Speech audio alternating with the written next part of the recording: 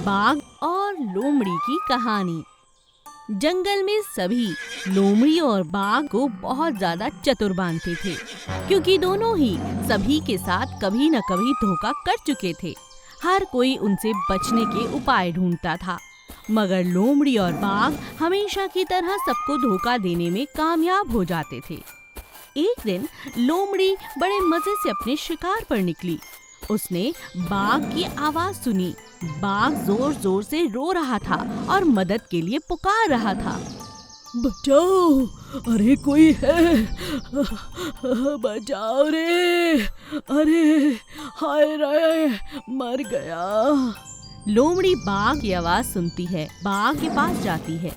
जब वो देखती है कि रोने वाला और कोई नहीं बाघ है, तब वो जोर जोर से हंसने लगती है। लगता है सारा जंगल जान चुका है कि तुम कितने धोखेबाज हो। आवाज सुनकर सोचा मैं भी मदद करूं, पर देखा तुम्हें तो हंसी निकल गई। जरूर तुम्हारी इसमें कोई चाल है, जितना जोर जोर से शोर मचा रहे हो। अरे नहीं, लोमड़ी बचाओ, अरे मैं बहुत परेशान हूँ। क्यों, तुम परेशान कैसे हुए? तुम तो सबको परेशान करने की वजह हो, और अकेले तुम नहीं हो। जंगल के सभी लोग हम दोनों को शैतान समझते हैं और हमारी बात पर तो बिल्कुल विश्वास नहीं करते। और तुम चाहते हो कि मैं तुम्हारी बात मान लूं? लोमड़ी बहुत मजाक हो चुका, जरा ध्यान से करीब आकर देखो, मैं घायल हूँ। लोमड़ी जाकर देखती है तो समझ जाती है कि ये आवाज नकली नहीं, बल्कि सच में बाघ बहुत बुरी तरह से घायल है। मगर ये तुम्हारी हालत कैसे हुई? सच में तुम तो बहुत बुरी तरह घायल हो भाई। मैं तुम्हारी क्या मदद कर सकती हूँ? जल्दी जाओ, वो सामने हरे रंग का एक छोटा सा पेड़ नजर आ रहा होगा तुम्हें। उसकी पत्तियां लाकर कूटो और उसमें थोड़ी सी हल्दी मिलाकर मेरे जख्मों पर लगा दो। ये जादुई पेड़ की पत्तियां हैं, मैं इन्हीं से ठीक हो सकता हूँ। ये वरदान मिला है हमारी प्रजाति को।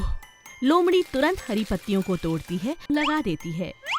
बाघ तुरंत सो जाता है। कुछ घंटे के बाद बाघ जब होश आता है, तब लोमड़ी से कहता है, आराम मिला। शुक्र है लोमड़ी कि तुमने मेरी बात पर विश्वास किया, नहीं तो आज तो जान से हाथ धो बैठता। लोमड़ी बाघ से पूछती है, मगर तुम्हारी ये हालत कैसे हुई? क्या बताऊं, ये मेरे अपने बुरे कर्मों का ही नतीजा है। आज उड़ते उड़ते एक पक्षी ने मुझ पर हमला कर दिया और मैं जाकर एक कांटेदार झाड़ी में गिरा। वहां से निकलते हुए कई कांटे मेरी छाती में चले गए और मैं जख्मी हो गया। बहन, आज तो मैंने कसम खाई है, अपने जंगल के किसी जानवर को, किसी पक्षी को परेशान नहीं करूंगा। ये लोग ही तो हैं जो हमारी मदद करेंगे। आज पुकारने पर कोई नहीं आया सिवाय तुम्हारे। सोचो, अगर हम दोनों एक साथ कभी घायल हुए तो हम मर जाएंगे, क्योंकि इस जंगल में कोई नहीं है जो हमें सहारा दे। लोमड़ी बाघ की बात को समझ जाती है और कहती है, तुमने ठीक कहा भाई, मैं भी वादा करती हूँ आज के बाद किसी को भी नहीं सताऊंगी। मुर्गी का लकड़ी का घर। रघु नाम का एक ग्वाला था। उसके पास गाय, भैंस, बकरियां तो थी ही, साथ ही साथ मुर्गियां भी पालता था। उसके पास इतने सारे पशु थे कि उनका ख्याल रखने में उसका सारा दिन बीत जाता था। मुर्गियां इतनी ज्यादा थीं कि रोज रोज उन्हें गिनना रघु के बस की बात ही नहीं थी। उन्हीं में एक बहुत ही चालाक और चतुर मुर्गी थी। रघु हर रोज एक मुर्गी को बेच दिया करता था। जैसे ही कोई व्यापारी मुर्गी खरीदने के लिए आता, तो चतुर मुर्गी कहीं ना कहीं जाकर छिप जाया करती थी। ऐसा करते करते कई दिन, कई महीने निकल गए। धीरे धीरे उसने लकड़ियां इकट्ठा करके कोने में एक छोटा सा लकड़ी का घर भी बना लिया था, जहां वो सुबह और शाम छुप कर रहा करती थी। ये अच्छा जीवन है, खाओ पियो मजे करो और सुबह शाम अपने लकड़ी के मजेदार घर में आके आराम करो। हाँ, ये हुई ना बात। अब करती हूँ मजे। रघु गया किसी और मुर्गी को बेचने। लेकिन एक दिन उसने देखा कि बहुत सारी मुर्गियां अलग नजर आ रही हैं और एक मुर्गी को अलग ही नजर आ रही है। अरे ये मुर्गी अलग ही नजर आ रही है। लगता है कई दिनों से इसका नंबर नहीं आया। अब इसे बेच ही देता हूँ। अगले ही दिन जब व्यापारी आया तो चतुर मुर्गी की चालाकी नाकामयाब हो गई। उसने उसे लकड़ी के घर में देख लिया। लगता है रघु ने मुझे देख लिया है। अब मैं क्या करूं? मगर अब छुपने की कोई जगह बची नहीं है। हाय रे मेरा मोटापा, इसने तो सारी पोल खोल दी। अच्छा तो ये बात है, ये लकड़ी का घर इसी मुर्गी ने बनाया है और सुबह शाम दाना खा के इसके अंदर छुप जाती है। बड़ी चतुर है। मगर बच के रहना, अब अगला नंबर मुर्गी तेरा ही है। और रघु ने उसे बाहर निकालकर व्यापारी को बेच दिया। बेचारी मुर्गी काफी समय तक तो अपनी जान बचाती रही, लेकिन लकड़ी के घर ने उसकी जान तो बचाई, मगर हमेशा हमेशा के लिए उसे अब दूर भी करना बहुत जरूरी हो गया था, क्योंकि लकड़ी के घर में रहना अब उसके बस की बात नहीं थी, क्योंकि अब रघु ने जो उसे देख लिया था। हे भगवान, रघु ने मेरे सारे चीजों पर पानी फेर दिया। अब इस व्यापारी के साथ इसके घर जाना होगा। सोचती हूँ वहाँ चलकर एक और लकड़ी का नया घर बना लूंगी और अपना नया बसेरा तैयार कर लूंगी। और इस तरह मुर्गी अपने नए घर की तरफ व्यापारी के साथ चल पड़ती है। लंबे पैरों वाला चूहा। गर्भवती चूहिया बहुत जल्द अपने बच्चों को जन्म देने वाली थी। एक दिन उसका पति चूहा उससे कहता है, मेरी बात सुनो, मैंने सुना है कि अगर गर्भवती महिला बहुत खूबसूरत चीजें देखे तो बच्चे पर असर पड़ता है। तुम हमारे बच्चे को बहुत खूबसूरत पैदा करना। मैं चाहता हूँ कि तुम ज्यादा जिराफ के साथ मत घूमा करो, कहीं वो भी इतना लंबा निकल आया तो। चूहिया ये बात सुनकर जोर जोर से हंसती है। कैसी बातें करते हो? मैं मानती हूँ कि जिराफ मेरा सबसे अच्छा दोस्त है, मेरे भाई की तरह है। हर रोज मैं उसी के साथ समय बिताती हूँ, मगर इसका मतलब ये कैसे हो सकता है कि हमारे बच्चे पर उसका असर पड़ेगा? मैं बहुत सोच समझ के कह रहा हूँ। हाँ तो ऐसा नहीं होता, हमारी जाति अलग है, हम जिराफ नहीं चूहा है। चूहे ने तो बहुत समझाया, लेकिन चूहिया कभी उसकी बात ही नहीं मानती थी। वो अपने सबसे अच्छे दोस्त जिराफ के साथ दिन भर जंगल में घूमती थी। एक दिन जब बच्चा होने का समय आता है तो चूहिया जोर जोर से चिल्लाती है, ये क्या हो गया? हे भगवान, अब मैं अपने पति को क्या मुंह दिखाऊंगी? थोड़ी ही देर में चूहा घर लौटता है और लंबी टांगों वाला चूहा देखकर वो हैरान रह जाता है। हाँ, ये क्या? ये किसका बच्चा है? चूहिया बहुत हैरान होकर अपने पति से कहती है, हाँ, ये हमारा ही है, मगर मुझे नहीं मालूम था कि सारा दिन जिराफ के साथ घूमने के बाद हमारा बच्चा इतनी लंबी टांगों वाला होगा। अब तो हम इस बिल में रह ही नहीं सकते, हमें अपना घर जल्द से जल्द बदलना होगा। चूहा यह सब देखकर बहुत हैरान रह जाता है। मैं मानता हूँ ये मेरा बेटा है, मगर तुम्हारी संगत के कारण इसकी आकृति इतनी अजीब हो गई। अब बोलो जिराफ से कुछ करे। थोड़ी देर में जिराफ वहाँ आ जाता है और चूहिया से कहता है, तुम दोनों चिंता मत करो, आओ, बच्चे के लिए नया घर मैंने पहले से बना कर रखा है। मैं भी मन ही मन डरता था कि मेरी बहना सारा दिन मेरे साथ रहती है, कहीं ये बात सच न हो जाए। आओ लंबी टांगों वाले चूहे, चलो नए घर में। जिराफ एक बहुत खूबसूरत सा बिल उस परिवार को दे देता है।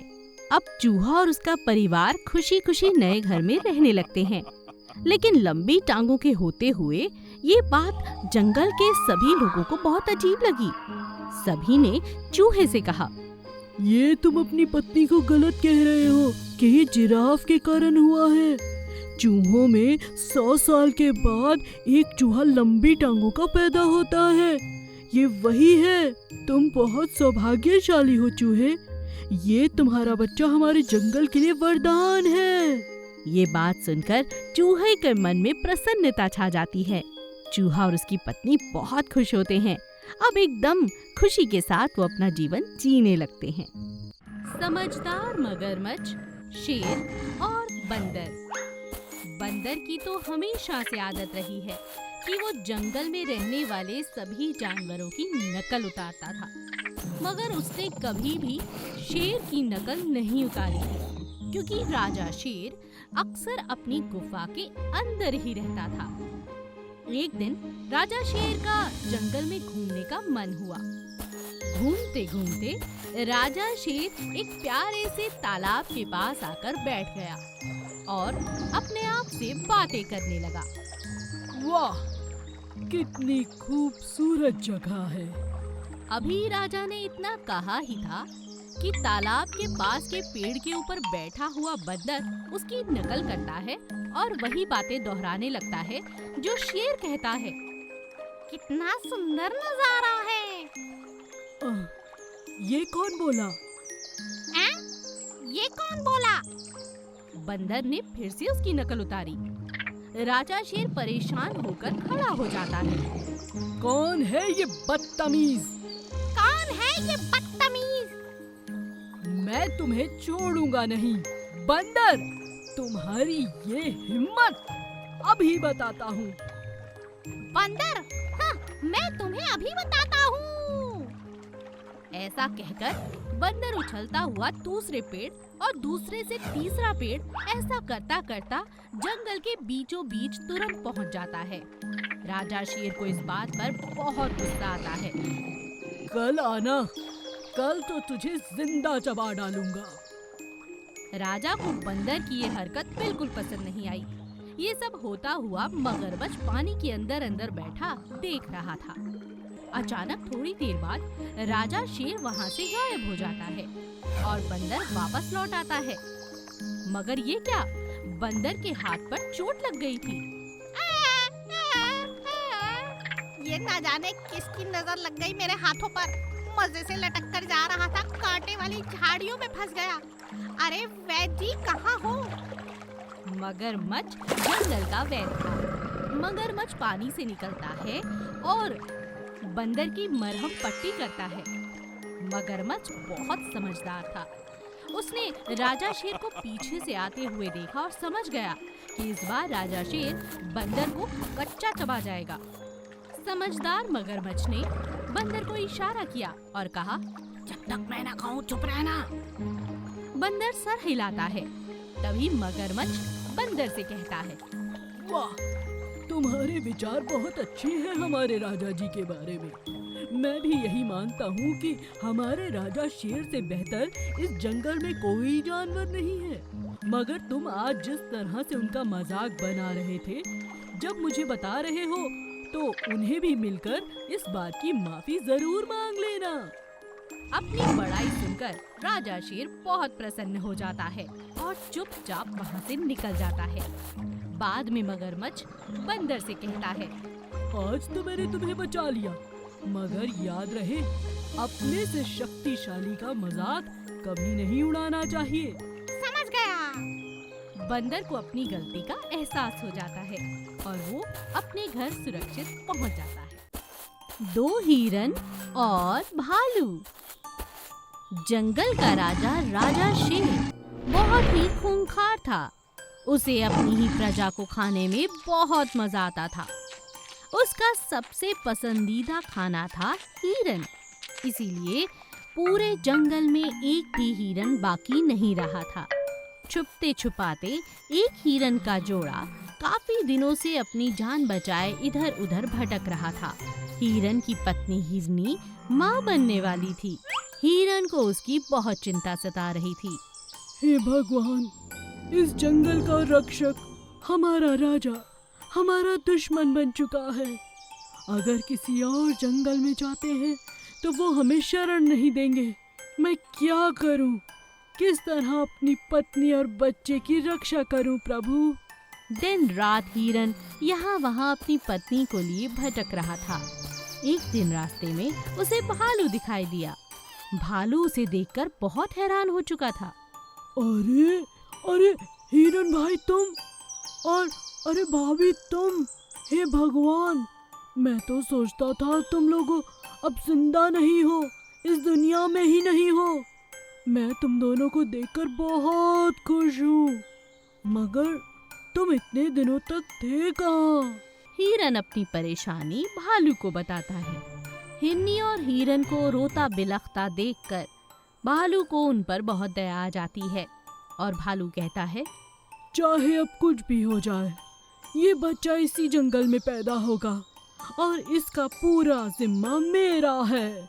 चलो मेरे साथ। भालू हिरन और हिरनी को लेकर जंगल के बीच में पहुंचता है और अपने दोस्तों को इकट्ठा करता है और कहता है, सुनो सुनो सुनो मेरे दोस्तों, आज आप सभी यहाँ हिरन को देखकर बहुत हैरान होंगे। जैसा कि हम सब जानते हैं कि हमारे जंगल से हिरन लुप्त हो चुके हैं और इसका कारण है हमारा राजा शेर, जो हमारा रक्षक नहीं बल्कि भक्षक है। अब हमारी हिरनी बहन माँ बनने वाली है। एक नया हिरन इस जंगल में आने वाला है, मगर उसकी जान को खतरा है। दोस्तों, मैं आप सबका साथ चाहता हूँ और अपने शेर को मार गिराना चाहता हूँ। अगर वो ही नहीं रहेगा तो यहाँ पर इस तरह का कोई मासूम परेशान नहीं रहेगा। भूलिए मत, आज ये हिरन की बात है, कल हम में से किसी की भी हो सकती है। भालू के इतने सारे अच्छे विचार सुनकर जंगल के सभी जानवर उसके साथ हो लिए और बंदर ने कहा, तुम बिल्कुल ठीक कहते हो, मैं तुम्हारे साथ हूँ और मैं ही क्या, हम सब तुम्हारे साथ हैं। बताओ क्या करना है। सभी जानवर मिलकर राजा को मारने के लिए एक योजना बनाते हैं। वो कुछ बहुत स्वादिष्ट खाने का पकाते हैं जिसमें जहर डाल देते हैं और अपने राजा को खिला देते हैं। राजा भोजन को देखकर बहुत खुश होता है, मगर भोजन खाने के तुरंत बाद उसकी मौत हो जाती है। राजा शेर को मरा हुआ पाकर अब सभी जंगलवासी बहुत खुश थे। हिरन भालू का शुक्रिया अदा करता है। तुम्हारा बहुत बहुत शुक्रिया, तुमने हम दोनों को, हमारे बच्चे को बचाया। हम तुम्हारा एहसान नहीं भूलेंगे दोस्त। और इसी तरह खुशी खुशी सभी जंगलवासी दोबारा जीने लगते हैं और अपना राजा भालू को बना देते हैं।